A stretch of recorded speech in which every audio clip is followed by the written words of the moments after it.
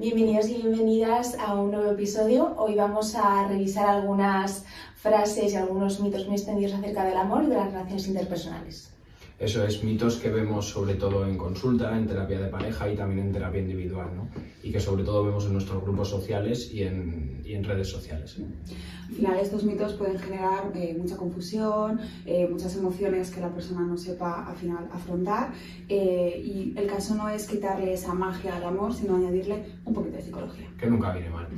Eso es, ¿no? Entonces sí que vamos como a revisar un poco pues algunas frases que son muy bonitas, que hemos escuchado mucho a lo largo de los años y que son muy románticas, sin embargo nos hemos dado cuenta que no son del todo saludables. Vamos con el primer mito que dice que los celos son una prueba de amor, ¿no? Este lo escuchamos mucho y tiene un punto que es bastante peligroso. Hay gente que incluso lo celebra, el hecho de tener celos. Sí, al final, como has dicho Manu, esto es muy peligroso porque creer que los celos es una muestra, ¿no?, de que la persona me quiere más o le importo mucho más, al final es completamente erróneo.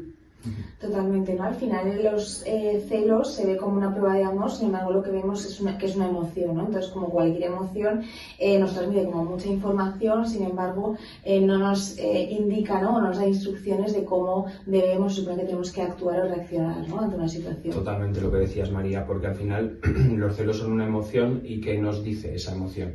Pues nos da información sobre miedos al abandono, experiencias pasadas, inseguridades. Al final los celos vienen del miedo, no vienen del amor. Bueno, Manu, también pueden venir de los modelos de apego, Sí, porque también. un modelo de apego, por ejemplo, evitativo, tiene una mayor conexión o activación hacia esos celos y al final les genera muchísimo sufrimiento a la persona.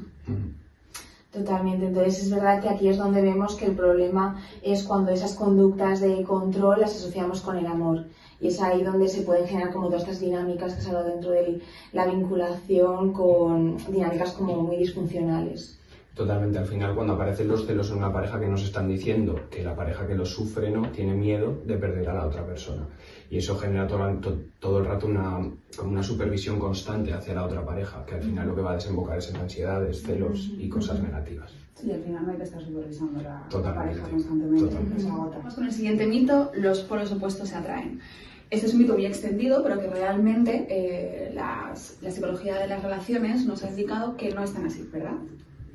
Totalmente, al final lo que se ha observado es que la correlación no es tanto la diferencia, sino la similitud. La similitud en qué sería, al final, en si tenemos el mismo proyecto de vida, si tenemos la misma forma de vincularnos, los mismos valores dentro de una pareja, que podría ser pues, el respeto, la sinceridad, entre otros, y la forma en la que nos comunicamos, ¿no?, que llegamos a un entendimiento y no hay como malos entendidos en ese sentido. Totalmente, yo creo que aquí habría que diferenciar un poco, ¿no? Por ejemplo, que a uno le gusta madrugar y a otro no, y luego que nos diferenciemos en la forma que tenemos de expresar emociones, de compromiso. Al final, desde la psicología evolutiva, este tema se ha estudiado un montón. Y lo que nos favorece es que nuestra pareja sea bastante parecida a nosotros, es que vamos a tener mayor cooperación, mayor previsibilidad y mejor cooperación. Al final muchas parejas confunden esa intensidad emocional del inicio con esa compatibilidad a futuro y se ha visto que no está tan relacionado. Claro, al final todas estas diferencias de alguna manera esto que como que nos complementan, ¿no? Sí que pueden sumar, pero siempre y cuando no repercuta como nuestras propias necesidades emocionales básicas, ¿no? Entonces ahí donde si ponemos como el foco va a generar como un constante conflicto. Totalmente, yo creo que había que cambiar un poco esta frase, ¿no?, por la de parecerse lo importante y diferenciarse lo accesorio. Eso es. Pues ahora vamos con el mito número 3, que es: cuando encuentres a la persona correcta, todo será fácil y fluirá. Este mito es especialmente peligroso porque cuando algo no va bien o no va como esperamos, ¿no?, ya entramos en la fase de alarma de que las cosas no están como deberían. Así es, Manu. No sé si os habéis dado cuenta, ¿no?, en consulta cuando recibís a los pacientes de que vienen con ese discurso de que no están encajando, algo no funciona, algo va mal en mi relación, y al final se pasa también que se tienen que esforzar en esa relación y no hay costumbre.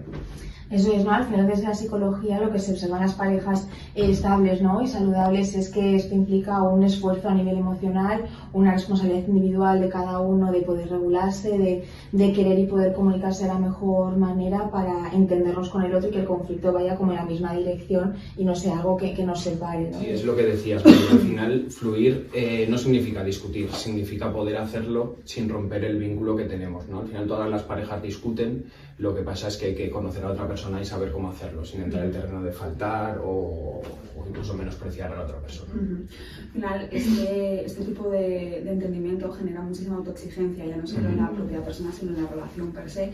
Y el discurso al final viene siendo que si yo me tengo que esforzar en mi relación de parejas, que algo no está funcionando, es que no me debería estar sintiendo así y se genera una nula tolerancia y al final acaba resquebrajando ese vínculo. Al final es como un aprendizaje mutuo donde hay que negociar los límites en pareja y ver cómo es ese desarrollo de habilidades a nivel emocional.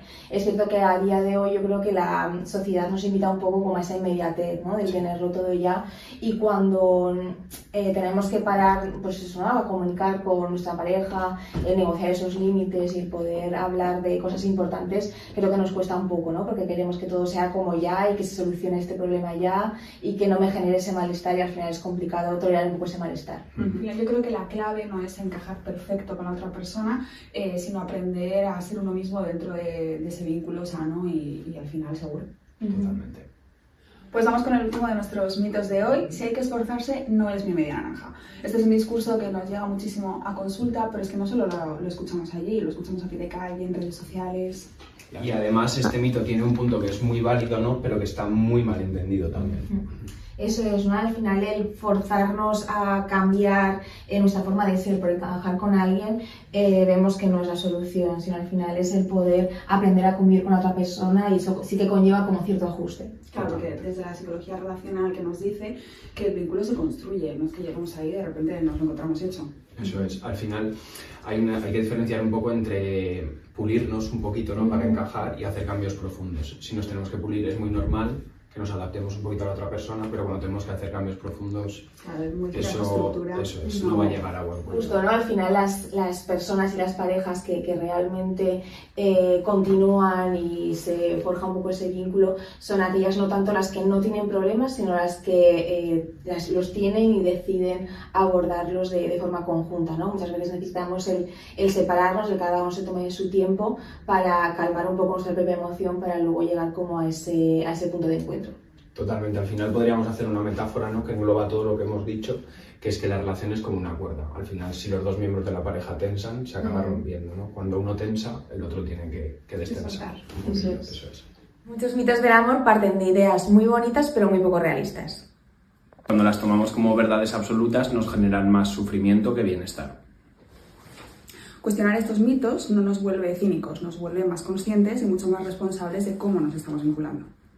Desde la psicología no es algo ideal, sino que es algo humano.